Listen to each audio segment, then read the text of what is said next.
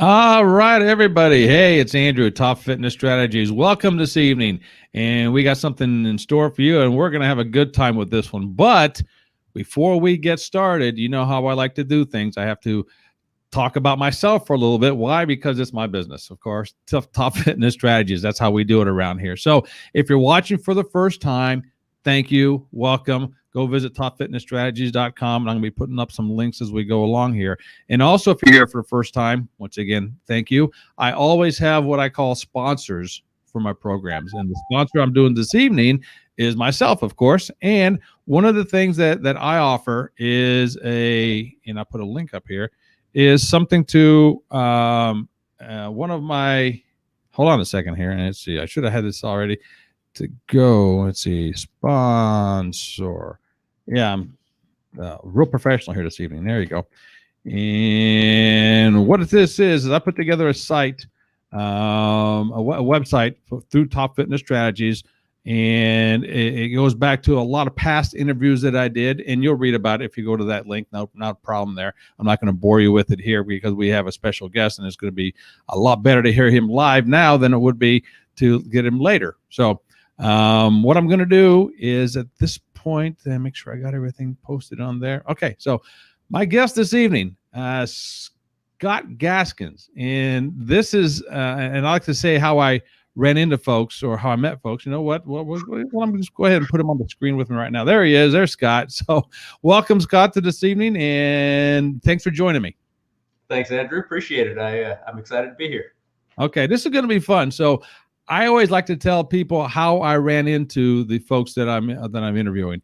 And Scott and I are on this on a Facebook page for us old guys, Fitness Over 50 type fitness page on Facebook.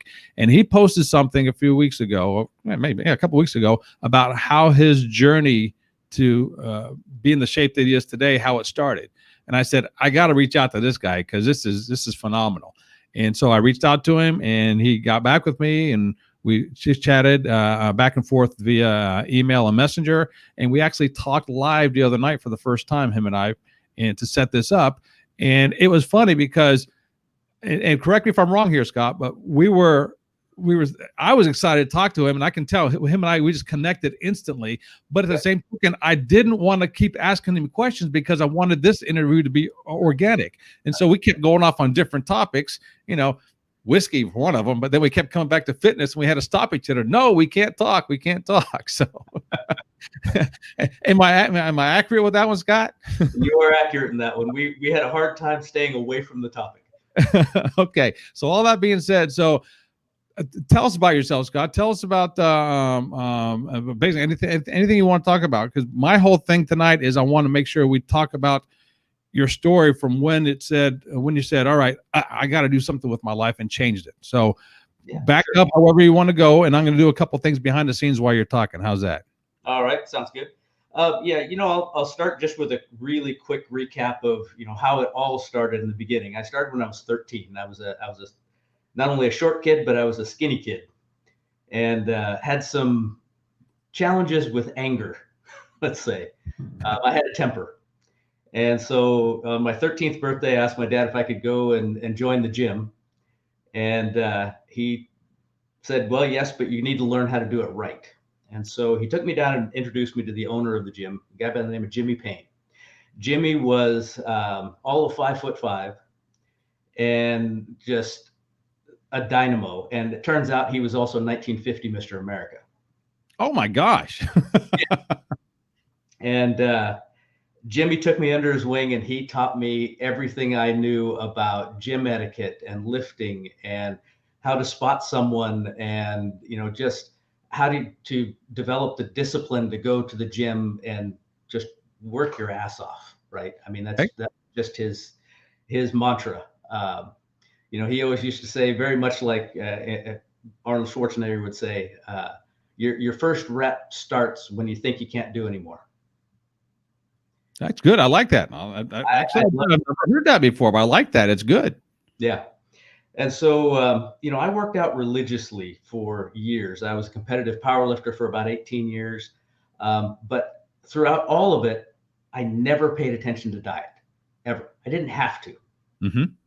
I kind of wish now I had, But Okay. Let me stop you right there. So we're talking, what age group are we talking right now? Where are we at in your life? so I worked out pretty consistently, actually really consistently, until I was about 40. 40. Okay. All right. And then for no real good reason, just excuses, I got really inconsistent. And that's putting it mildly. I'd go Mhm. once a week. I might go twice in 1 week. I might skip a week. And I just wasn't going. I told myself I was too busy. I had too much other stuff to do. I was working at Microsoft in Redmond, Washington, and the hours were long. And again, it just boiled down to excuses. Mm-hmm. And then from 45 to 52, I didn't work out at all. I didn't even have a gym membership. Okay. Um, in that period, we also moved to Switzerland for several years. Oh my word. And, uh, I started learning German and whatnot, but it was still very intimidating to try and go to a gym and communicate with people. And so I just didn't do it. Okay. So in 2013, we moved back to the US. Okay. Okay. When you say we, so obviously I'm assuming you and your wife and have children as well. Yeah, I have children, but they're all grown. So Okay. my youngest one is 25. So Okay. All right. Okay. so my wife and I moved back, and we ended up landing in Fort Worth, Texas, actually just south of Fort Worth in a little town called Burleson. Okay. And still wasn't working out. And I started to put on weight. Tex-Mex and barbecue and all of those things just made it easy. Oh yes. Oh yes. And, I kept telling myself that I was in pretty good shape for a guy my age. I still had some muscle tone, I thought. But if I really look at it now, the only shape I was in was round. Right? Oh yeah. Oh, you're preaching to the choir, brother. Oh yeah. And by 2016, I'm not a big guy. I'm only 5'6". Okay. Okay. By 2016, I was 225 pounds. That's a lot on that frame. That's a lot on that frame, and it wasn't a good 225 pounds. Okay. And in March of 2016, I was sitting on the sofa just playing with one of the dogs, and all of a sudden it felt like somebody was standing on my chest. I couldn't breathe. I broke out in a cold sweat. My heart was pounding, and I didn't know what was wrong. And the worst part was my wife was upstairs, and I couldn't even get the breath to yell out to her to come and help me. Oh my word. So I literally kind of crawled up the stairs and got to the top of the landing, and she heard me, and she came out, and she was worried about me. Yes. Yeah, of course. She was scared until she asked me, do I want to go to the hospital? Because like many of us, I need to be dying to go to the hospital. Yes. Right. And I said yes, and that's when she got scared. Oh wow. So okay, let me stop you right there. So up until this point, you have had no symptoms, no nothing going on with your chest. Just all of a sudden, boom, it hit you out of the blue. All of a sudden, it hit me out of the blue. Nothing. Okay. All right. So it was a little bit of a scary feeling. Now, one thing that I learned very quickly was that when you're an overweight 50-ish year old man going into an emergency room saying you have chest pains, they get right on you. You shouldn't laugh at the way you said that. Like, okay, yeah. Yeah, I had 3 doctors and 4 nurses on me within seconds, and wow. It was still happening at that point, which very quickly they found it wasn't a heart attack. To this day, they still don't know what happened. Wow. Which is a little scary. Now, was your heart rate? I mean, obviously, of course, it was elevated because you were in the hospital, scared to death, don't know what's going on. But 210. It's 210. Oh my god. Yeah. And so obviously they started poking and prodding you a different thing, trying to figure out what was going on. But you say they never figured out what it was. They still don't know what it was.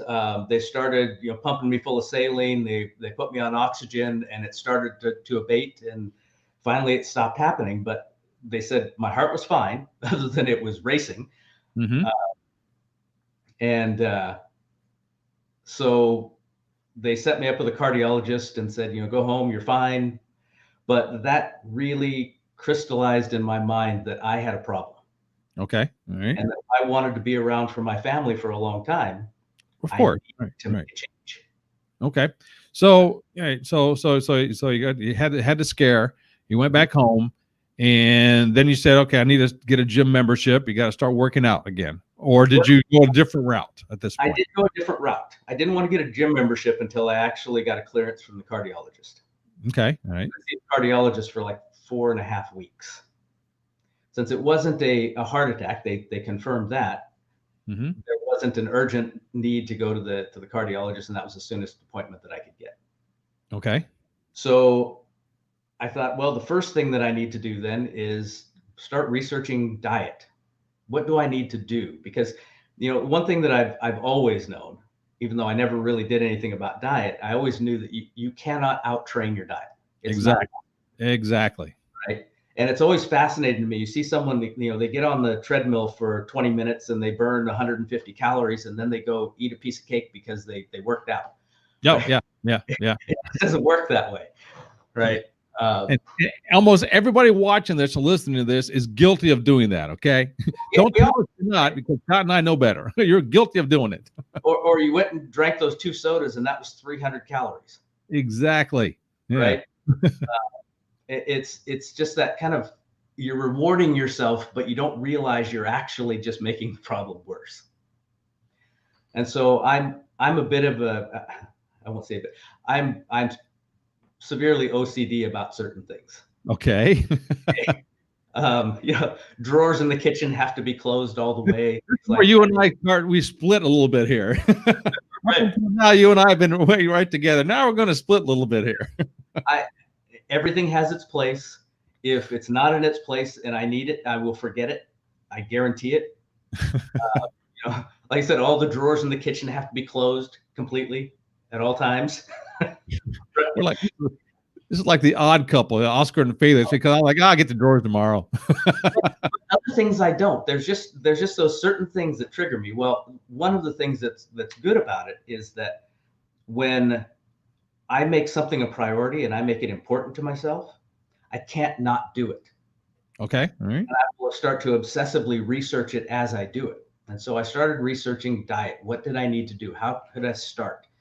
Okay, let me stop you right there, because right away, when people our age, and when I say our age, we are both over 50. We're both in our mid 50s. Okay, Scott and I are both in our mid 50s. Now, when you're researching a diet I'm going to assume, and this from people I've talked to, that diets at our age are different than diets at somebody like 25 years old. Well, in some respects, yes. Okay, all right. Let's talk about that a little bit then. Yeah, okay. And I'll throw out something, and then we'll talk about this a little bit later, but it is related to that very thing, which is, one of the things that as I started to get back into this, I went and did my annual physical, and I wanted to check, my testosterone levels and all those things, because I'm a man in my 50s, right? I should have lower testosterone or maybe low T, even though in fairness, I'm kind of the Energizer bunny. I always have been.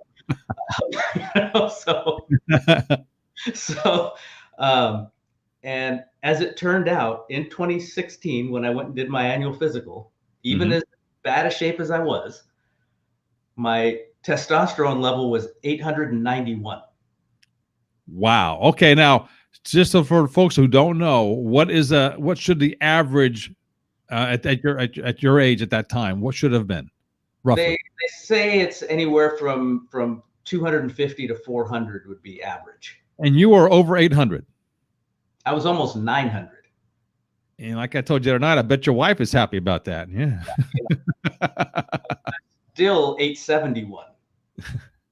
So it's just kind of crazy. So the diet, some of the things that relate to diet and testosterone production and all of those sorts of things didn't really apply to me, and having to adjust it for my age. Okay. Right. Because from that level, I'm like a 28-year-old man.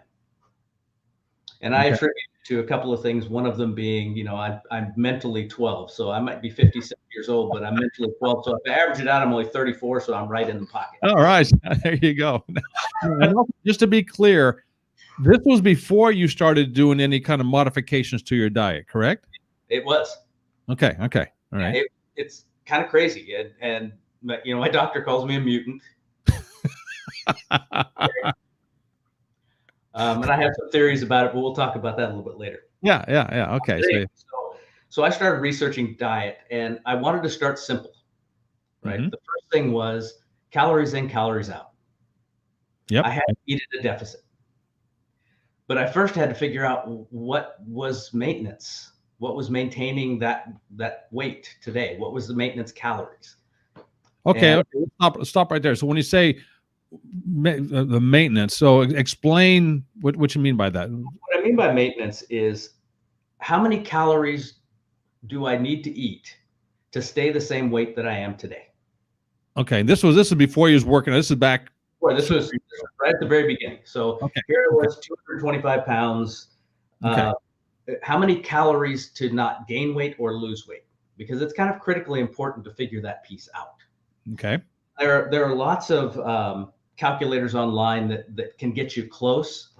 They call it a TDEE calculator, a total daily energy expenditure. Okay. And like I said, there are several of them online. They all get you close, but they're not going to get you right.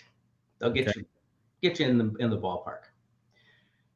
So once I figured out what my TDEE was, then I ate to that number for a week.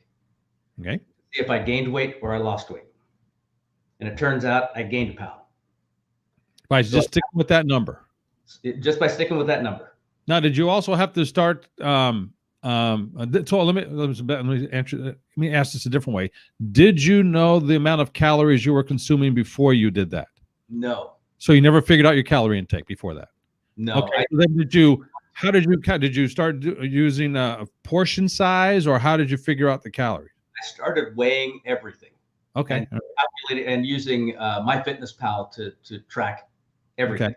And MyFitnessPal is actually great because even chain restaurants menus are all in there, and even specific grocery store brands of different things and whatnot. It's all there. Okay. But I literally just started with, let's figure out how many calories I need to eat just to stay flat. Okay, just to maintain where you're at, right? Yeah. Okay. So I ate that first week to that number, and I gained a pound, so I backed it off a little bit, and I ate to that number for a week, and I stayed flat. And so I thought, okay, this is my maintenance. Now what I wanted to do was eat between 300 and 500 calories in deficit every single day. Okay. Right. Every day, not every day. Okay. Every day. So just for round number purposes here, and so let's just say your maintenance was 2,000 calories. So your goal was to eat 1,600 to 1,700 calories a day. Correct. Okay. All right. Okay. And what that actually did for me, just right off the bat, was it let me start to lose about 1 pound to 1.5 pounds a week. Okay.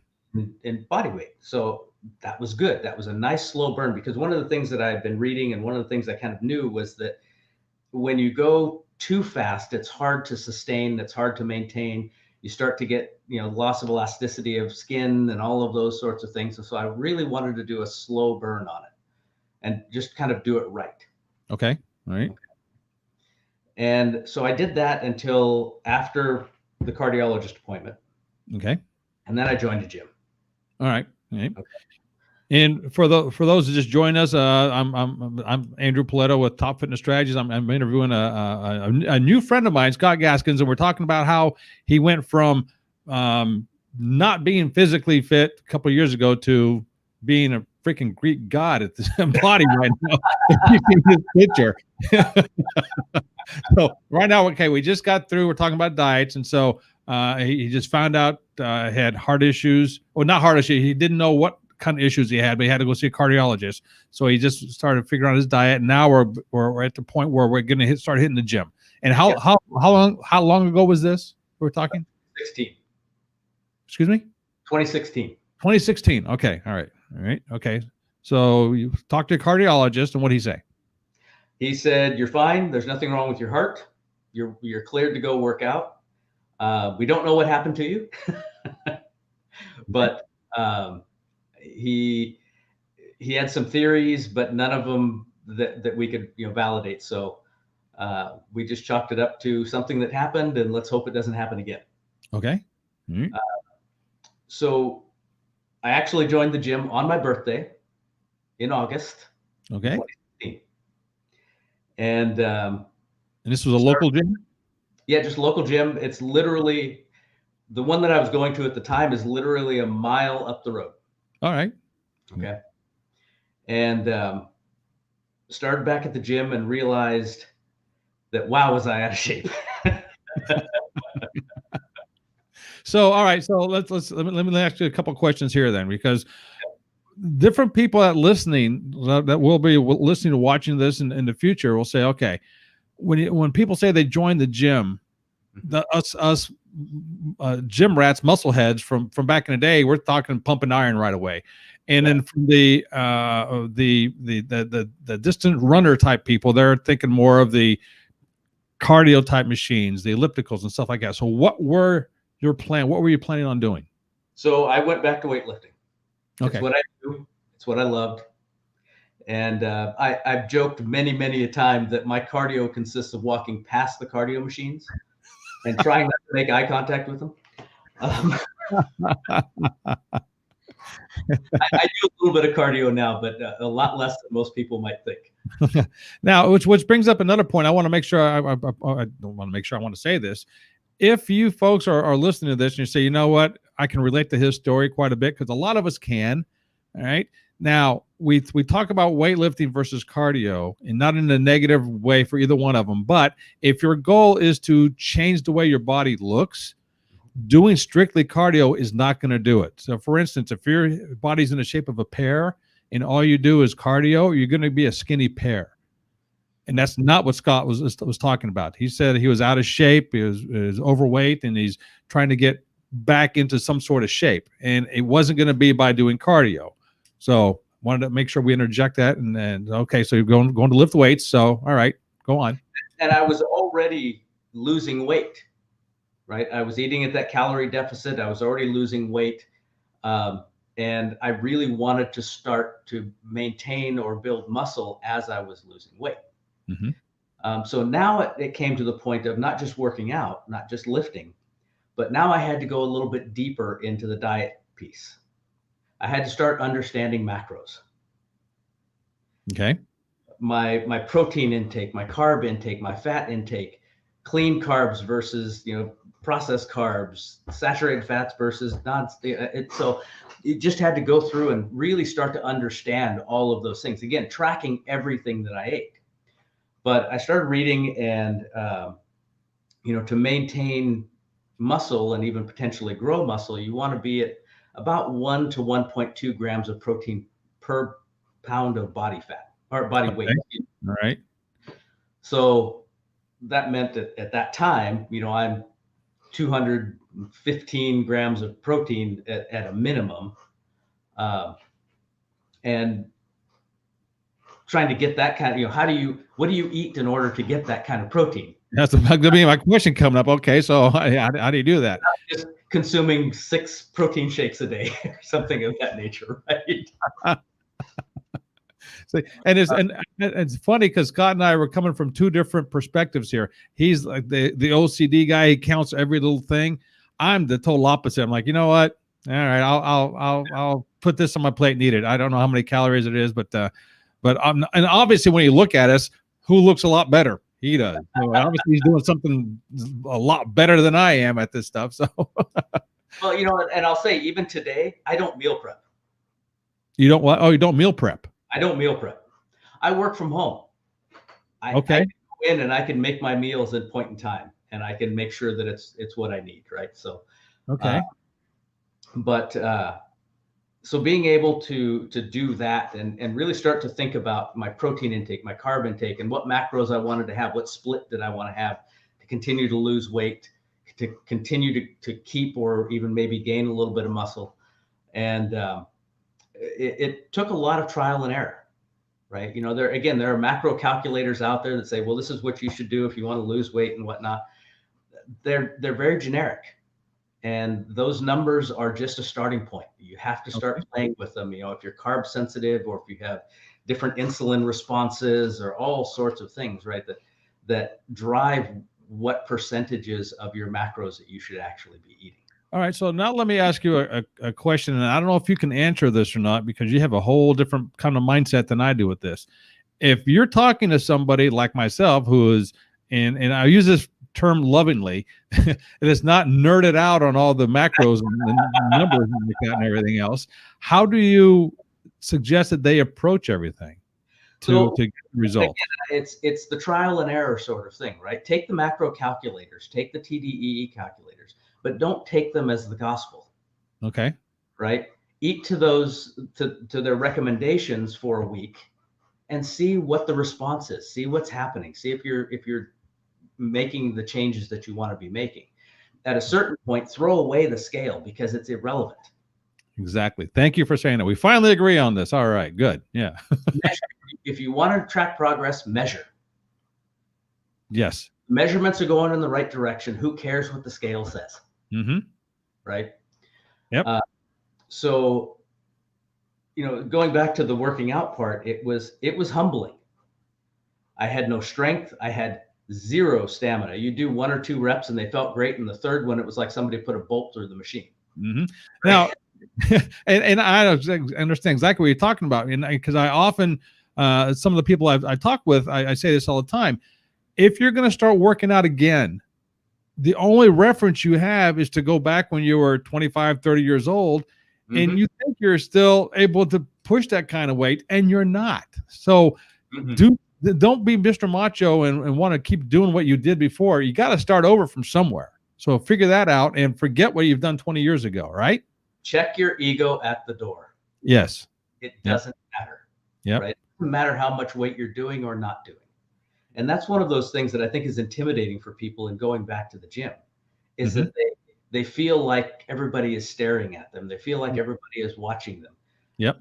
I can tell you, being a gym rat, the only thing we're thinking is, good on you for being here. Mm-hmm. Need any help? Please talk to me. Please come to me. Just don't do it during a set. Yeah. Right.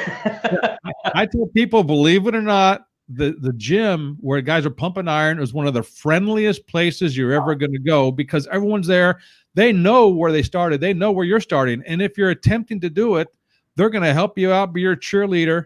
But most of them they're not going to offer help, but they're more than welcome to give it if you ask. Oh yeah. And I can tell you, I tell the people this all the time. The gym is the most non-judgmental place in the world, because they're only judging themselves. They just exactly. Right. So, yeah. I totally agree. I mean, and I work out exclusively at home right now, for my personal workouts. But like yourself, I was a gym rat for God knows how many years. And and you're right. The only people, if you ever judged, it's because they're judging themselves. You know, one of those kind of things. Yeah. And if you ever run into, and I tell people this all the time, if you ever run into that idiot at the gym who starts making fun of or poking fun of you, that is not your friend just egging you on or whatever. No. And run away from that person. They're not going to be there long anyway. So just get away from that person. Oh yeah. Yeah, exactly. You know, and so the going into the gym, checking your ego at the door, and just, focus on proper form. This is another thing that's a really big key. It's one of those things for me that I obsess over it, and I watch people do things. And in today's climate, the unfortunate circumstances, you can't go up and tell someone that's not how you do that. You're going to hurt yourself doing that. Mm-hmm. Right? It used to be you'd walk up to someone in a gym and go, stop that. You can't do that. Yep. But using proper form, and so doing form drills at light weight, getting yourself that mind muscle connection and that memory, and that just making it second nature, that movement is how it works, and then stop thinking about it. Right? I use an analogy for folks all the time, which is when you're eating, you don't worry about jamming yourself in the eye with a fork.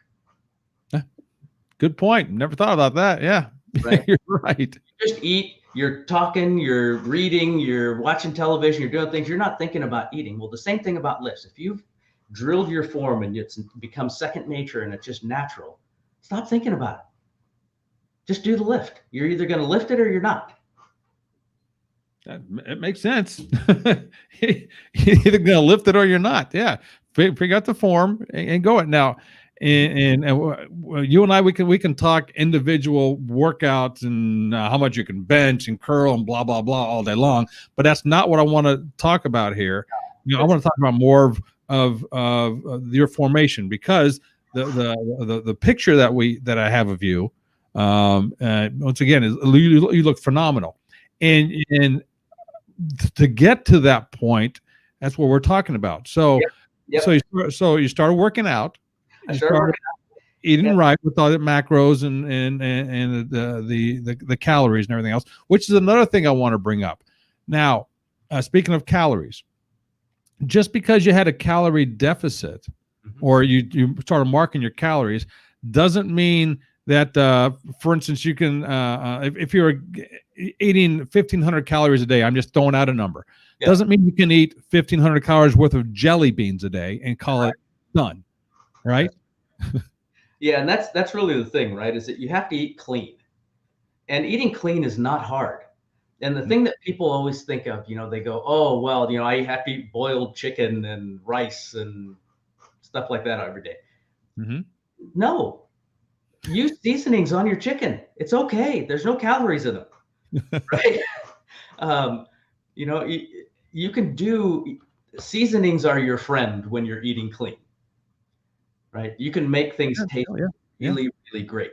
But one of the things I wanted to talk about with regard to diet and working out. So the one thing that I noticed really quickly, as soon as I started working out, what changed? My activity level. So now I started losing weight too quickly for what I wanted. So I had to adjust my macros and my total calories. Okay. Wait, stop right there. Okay. What do you mean your activity level? So my activity level prior to working out was 0. Right. You mean activity outside of the gym, you mean? Well, no, but before I even went back to the gym, right, I did my calculation of what my total calories were. And then I was eating 300 to 500 calories below that every day. Well, as soon as I went back to the gym, I was burning more calories. Okay. Right. And so now my TDEE had to change, because otherwise I was now eating 800 or 900 calories fewer than what my TDEE was. So I started. Okay. So your energy expenditure went up, but your calories stayed the same. So the deficit was more than what you wanted to be. Okay. Gotcha. All right. I adjust it.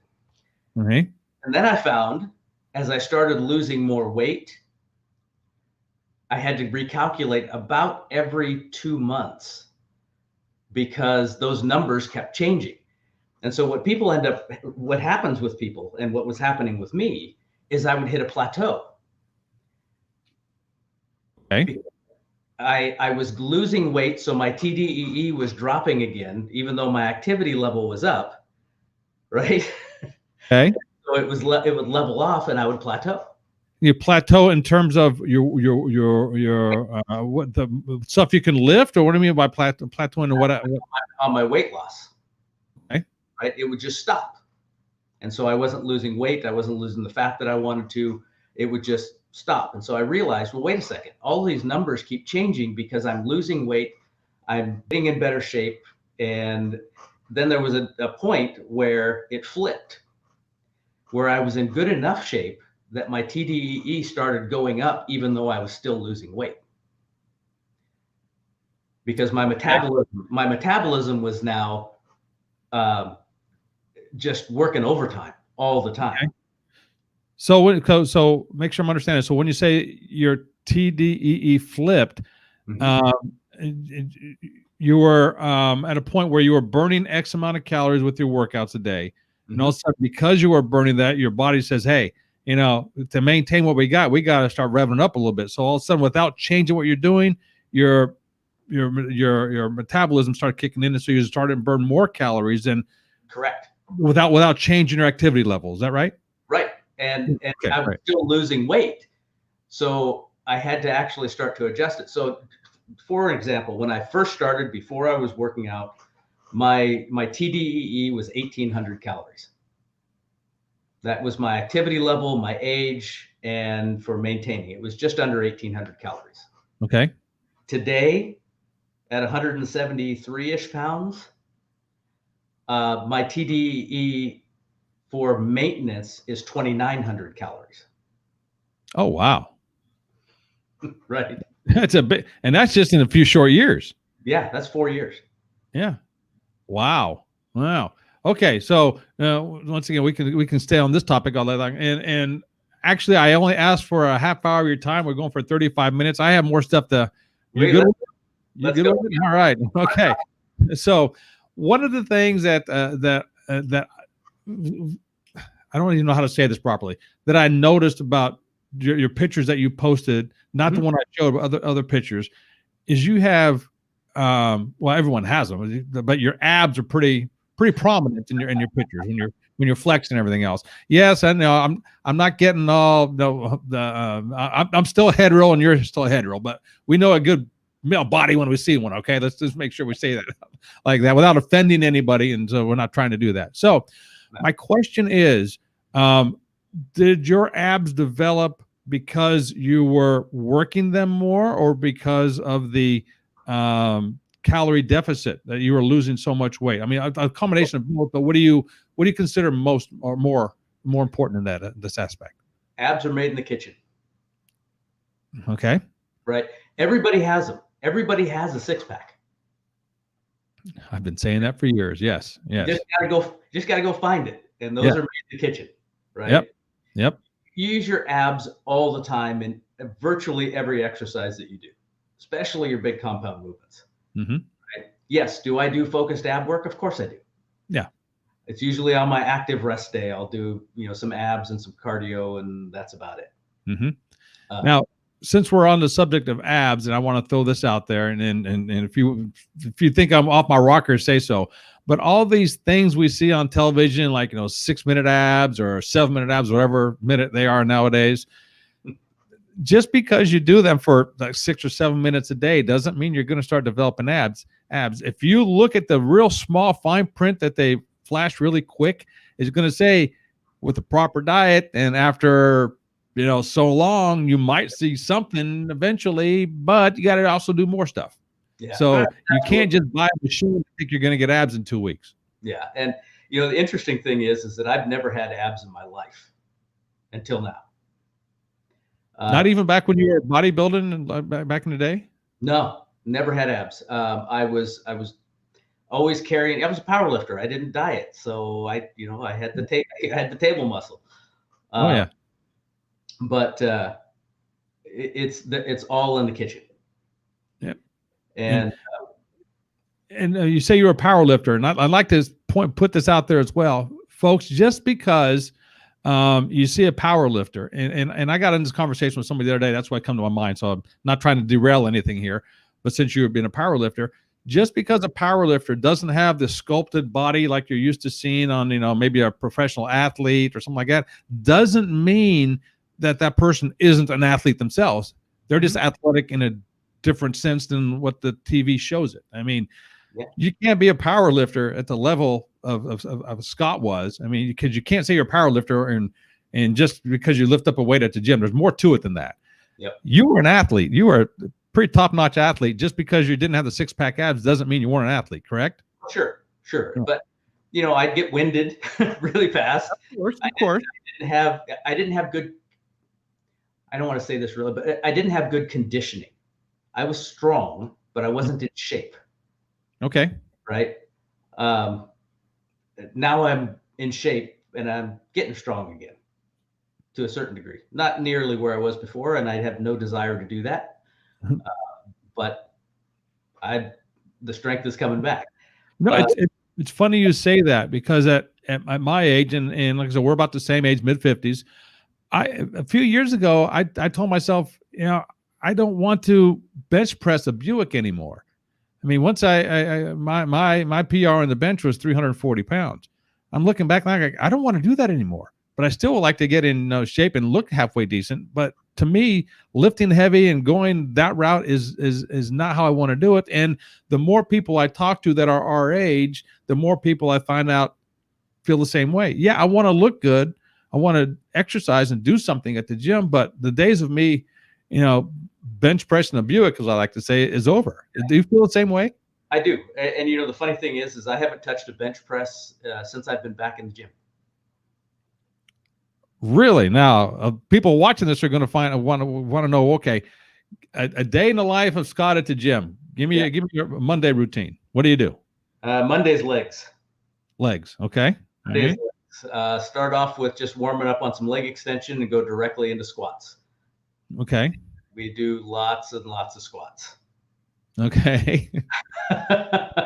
Squat, man. I was never a squat guy.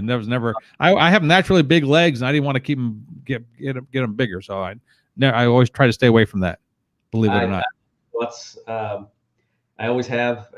They're just one of my favorite lifts, and they're a great compound movement, not just for the legs, the glutes, the hamstrings, the quads. Everything gets engaged in your squat, and then we'll move into RDLs, maybe on the hack machine, maybe just dumbbell RDLs, maybe barbell RDLs, and maybe throw in a little bit of leg press. Okay. All right. Curls. Just that's a Monday routine, but it's primarily around squats and then some accessory work after that. Okay. All right. All right. Now, and how long do you spend at the gym, roughly? Roughly anywhere from 60 to 90 minutes. Okay. Right. About enough, right, to get everything in. And that's working solid. That's not, doing a set and then waiting 5-10 minutes to do another set, right? Our workout is a cardio routine, if you've ever seen one. I mean, I am sucking wind throughout the entire thing. My next, I was going to bring up next. I said, so it's not, you're not, even though you're not on a cardio machine, you're doing more of a HIIT workout. In a lot of ways, yes, right. Yeah. A lot of supersets, a lot of drop sets, giant sets, all sorts of things to just keep the heart rate up, keep the activity up, and just last through a workout. There's very little rest and there's very little chatter. Now, do you have a partner you work out with? I do. And the girl is an absolute beast. Good. All right. So we got leg day. So the next day is what? Next day, let's see, will be back, buys, and shoulders. So mostly upper body. We're kind of doing a PPL routine right now. We switch it up a bit, but that's kind of where we are right now. PPL. What does PPL stand for? Push pull legs. Oh, push pull legs. All right. But you did legs on Monday, so you do them again on Tuesday? Legs 3 times a week. What? We do legs 3 times a week. Okay. All right. Yeah. And so I'm going to assume on Wednesday is chest day. Wednesday is chest and triceps. But no bench press. Nope. No, bench press is an ego lift, right? It's not actually. Thank you for saying that. It's not a great lift for a bodybuilder. Dumbbell is that if you want to be a bodybuilder, right? You get much better engagement, you get much better dynamics, and you don't open up those shoulder joints to rotator cuff injuries and that sort of stuff. So what do you do for your chest? Usually incline flat bench press, dumbbells, incline flies, cable flies. Okay. I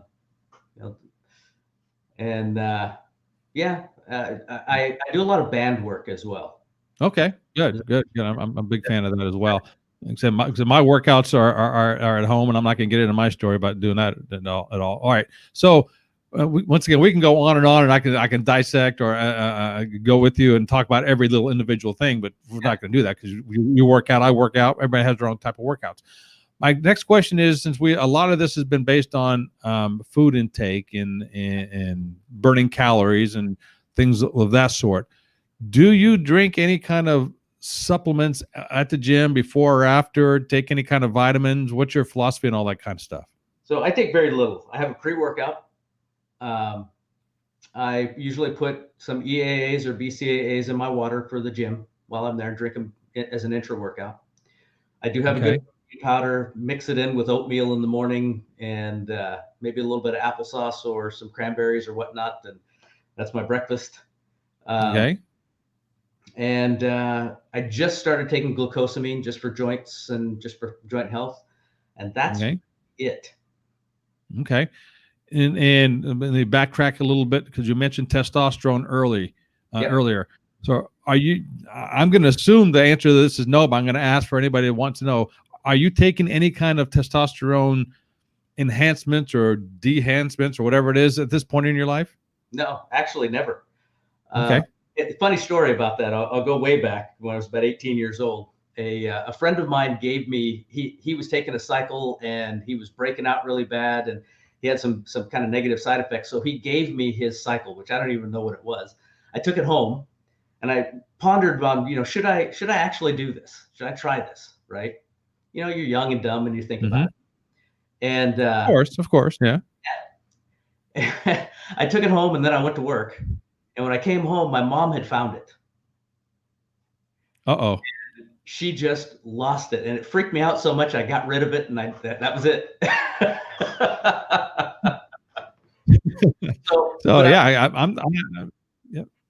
I will say, go ahead. I have no issue with people that want to take steroids or SARMs or any of those sorts of things, right? Who am I to judge, first off, right? People have different goals. My goal is not that. That said, if my testosterone were to drop, I'd be the first one in line for TRT because that's quality of life. That's just getting you back to normal, right? What is TRT?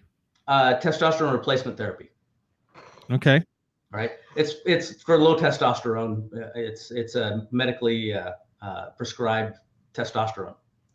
Okay. And it's really just meant to get you into a normal range so you don't suffer from things like depression and high estrogen levels and all sorts of things, right? It's a real problem for people. Now, I want to make sure we hit on this again. I know we talked about it earlier, but guys our age, say you're the mutant. You're the Mr. Hulk over there, with the testosterone. What is somebody in the mid 50s? Since you did more research in this than I ever have, what is a good or average testosterone level for those guys? I know we talked about it earlier. I just want to make sure we hit on it again. Yeah, what they say average is anywhere between 250 to 400 is average. I'm more than double that. Okay, and that's for the guys in mid 50s. We're talking here. Yeah. And if you're watching this and you're low and you're younger than that, it should be higher. It should be. Here's one of the problems is that you get these younger guys that are, let's call it self-medicating with steroids. Okay. Taking these massive doses and massive cycles. Well, one of the things that people don't realize is that it suppresses natural testosterone production. And if you're overusing, it may never come back. Oh, wow. So you see all these guys in their 20s and 30s that are bodybuilders and lifters that actually have low test, and they're having to take testosterone replacement therapy because they so destroyed their own natural production of testosterone that they don't make any anymore. Interesting. So, all right, and I don't know why I just thought of this. This is a question for our female listeners, our female watchers, and everything else. Because you mentioned that your workout partner is female, right? Now, for male, it's testosterone. Is there? I'm wanting to use the word estrogen, but I could be totally wrong with this because I've never even researched that. So, what is the equivalent in the female body? Am I saying this right, or do you know what I'm talking about here? Where I'm wanting to go? Both men and women produce testosterone and estrogen. Oh, there you go. Shows how much I know about that. Yeah. The thing is that in men and women, they're reversed. Women produce more estrogen, men produce more testosterone. Okay. But here's one of those things, and this is one of these things for the female listeners out there, is that if you're worried about going to the gym and getting too bulky, women do not produce enough testosterone to get bulky without taking steroids. Yeah, it ain't gonna happen. Right. It just isn't gonna happen. It does. And you look at some of these women that you see that lift, that look very feminine, look beautiful, that they're strong as an ox, and they're fully natural. you aren't going to get big. Right. Not Right. going to And I don't know how many times I had this conversation with women. It says, well, I don't want to lift because I don't want to get all big and bulky. Say, listen, the pictures that you see of the women bodybuilders that are have muscles beyond muscles, which is great, but they don't get that by working out 30 to 90 minutes a day. They work out 8 to 10 hours a day. That's their profession. It takes a lot for a female body to get there. You're not going to do it in 90 minutes. It's not. Well, and you're not going to do it without help. It's just the fact of the matter. There might be that 0.5% of women who produce enough testosterone to do that naturally. Mm-hmm. Maybe. Yep. But that's just not a thing. It's not something for people to worry about as a general rule. Okay, so you mentioned that when you were younger, your mom found that stuff and everything else. So nowadays, I'm going to assume because of the way your body has changed in the last 4 years, that people probably ask you if you're in. I'm using the gym term here. That back in the day we used to call it juicing all the time. Steroids. Yeah. People probably ask you if you've done that, right? Oh, for sure. I get it all the time. You know what? It's a perfectly reasonable thing to assume. Yes. And I don't get mad at it. It is what it is, right? People are going to believe what they're going to believe. I can't stop them. Right. I can only tell them what the truth is, and they can either believe that or not. I honestly, I couldn't care less one way or the other. But people ask about things like the testosterone replacement therapy. I tell people, get tested. If you have low testosterone, then do it. It's important. It's to get you back to a normal level where you can actually live a normal life, right? Okay. If you're going to take steroids, please, for the love of God, do it with a doctor's supervision. Yep. Right?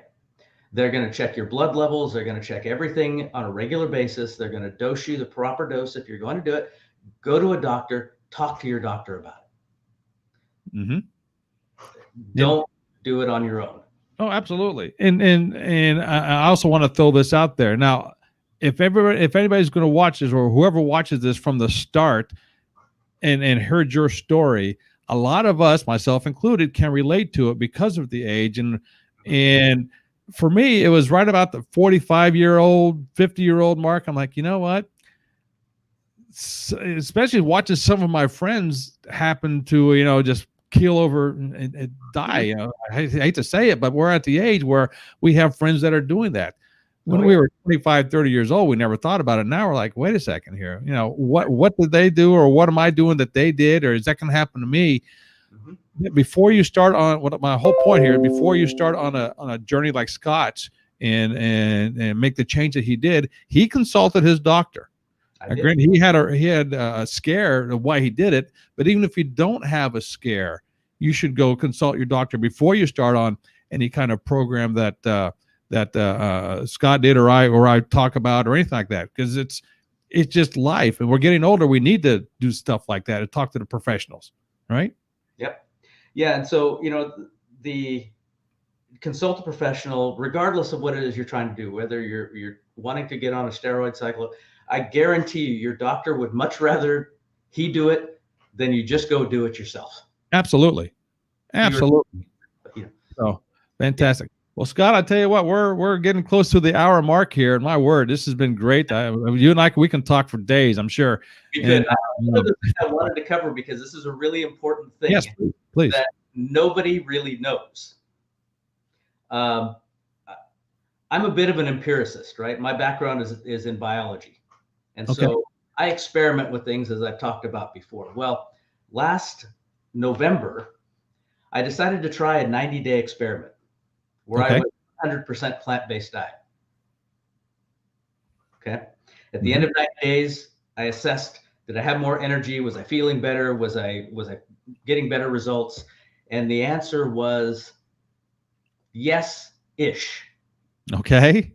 Right. Some of those things, again, Energizer Bunny, I didn't notice any energy different. But what I did really notice was that my recovery times went down to almost zero. Okay. Okay. Explain. What do you mean your recovery times for what? Well, when you're working out and your muscles are sore for a day, or you have the DOMs and that sort of thing, Mm-hmm. I wasn't experiencing that anymore. Interesting. Right? But your strength and everything, the levels were all the same? Strength was there, and everything was the same. My protein levels, I was easily able to get them. The food was good. I was enjoying it. But I slowly started to put some other things in. So now I'm about 80-20, right? I'm 80% plant-based, 20% chicken, fish, and eggs. You forgot pizza. Well, I do eat pizza occasionally, but full disclosure, it's usually a vegetarian pizza. But I also don't stress. You're talking to an Italian here. That doesn't work. Oh, but I also don't stress over it, right? If we go out to dinner and Yeah. I decide that I want a steak or I want a burger or whatnot, then I just do it. I don't care. Okay. But for the most part, I'm about 80% plant-based diet, and that has been a real change in my body fat levels and actually being able to shred down to where I am today. Okay. That, and for better or worse, COVID has actually really helped me. Okay. The reason being is that for my job, I travel all over the world, and I travel a lot, which makes training and diet a little bit harder. Yes. Well, I haven't traveled since March of 2020. Okay. So I've been able to be really, really consistent in both. So if there's a silver lining in all of this, Mm-hmm. it's been that my training and my diet have been on point now for months. Good for you. Now, all right, we talked diet, and I said this at the very, very, very beginning when we talked. Alcohol. We both talked about neither one of us, we're not alcoholics, of course, but we're going to have an occasional drink here and there. So how do I want to phrase this? You drink alcohol, of course, I have a nightcap every night.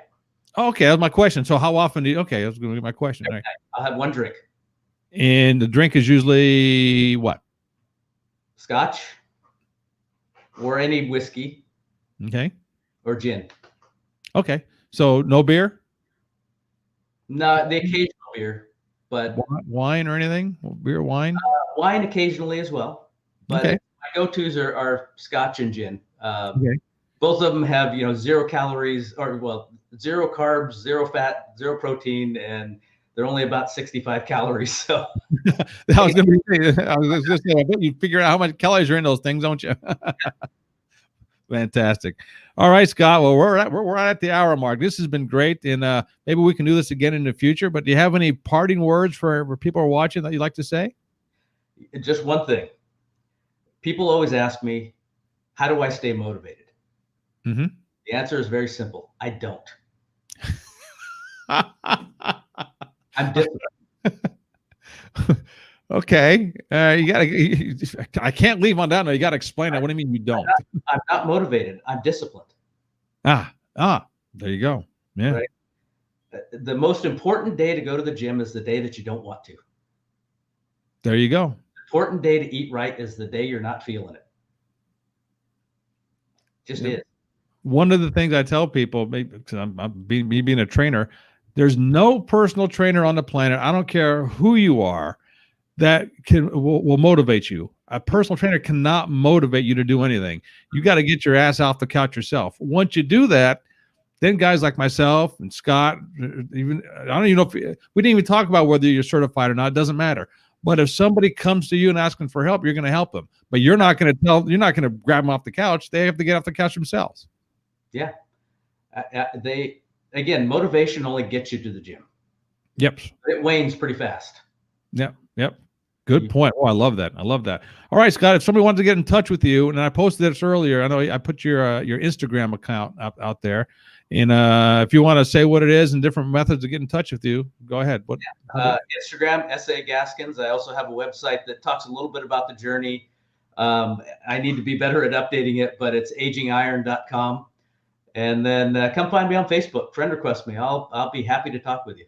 Okay, and I tell us all the people watching, if you didn't catch all that, or if you're listening to this and didn't write anything down, and you need to get in touch with Scott, you can always contact me, and I can get the message to Scott. Not a problem, and then you guys hook up that way. But so this has been great, Scott. I do appreciate it, and my gosh, I hope people listen and pay attention to what you said, because you had all kinds of great stuff in here. I mean, from your personal story to everything. I mean, weightlifting, nutrition, just being a regular guy, and it's been great. So I appreciate it. Thank you for coming on.